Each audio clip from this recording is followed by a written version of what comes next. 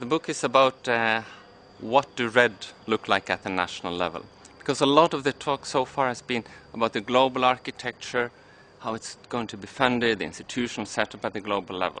But to save the world's forests, we need to have action at the national and the local level. So now we want to kind of bring red down to the local, to the national level. What are the red strategies, the policies, the actions to be taken on the ground? That's the key topic of the book.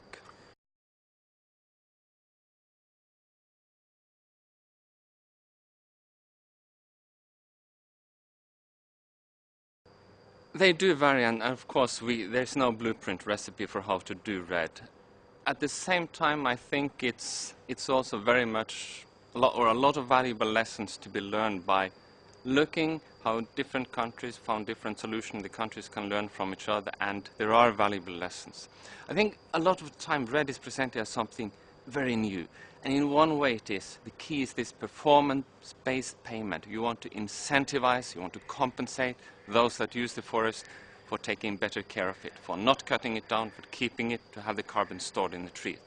But it will also be a lot of the policies that we have tried for years in the agriculture sector, in the energy, conservation areas, reduced demand for charcoal and firewood, governance, anti-corruption, community forest management. These will also be central elements of RED. And what we do want is to bring all the lessons from these sectors into the RED debate, so we don't try to rediscover the wheel, but can say, we have tried this for 30 years, for 50 years, for community forest management. What are the lessons that we need to bring into the RED debate? Kind of educating all those that are involved, that maybe have a climate background, have not worked in this. So to take the lessons from the past into the future, I think that can be very valuable.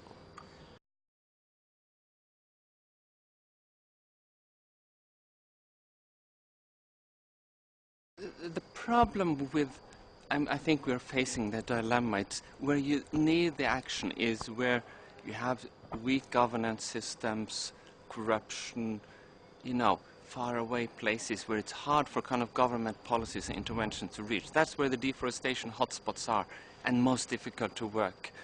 I think there are a number of countries that are showing a strong commitment to do something. Increasingly so in Indonesia, Tanzania, Guyana, Brazil. They are committed. Yes, we want to change. They have not just the prospects of large financial flows, but also a domestic commitment, national commitment saying, we are worried about climate change. We take it serious and we want to contribute. So matching this willingness to pay at the international level with a willingness to play at the national level, I think those countries will succeed. Because I think in the Copenhagen, although we may be disappointed about the outcome, it will not be perfect. I think also that we will see a strong commitment from the global community. It has to be matched by also commitment at the national and local levels. And in those cases, I think it will not be perfect, but we will make a difference.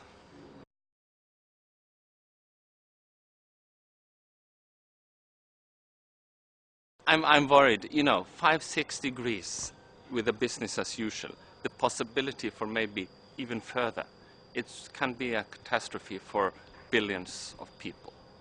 And that worries me and my children and grandchildren not yet born. What will happen in the future? That's worrying me. As a researcher, I also think there are a few exciting issues because there are many good questions to be asked that we don't know the answer of. And as a scientist, as a researcher, as a professor of economics, I would like to find out more about that. So that's also driving.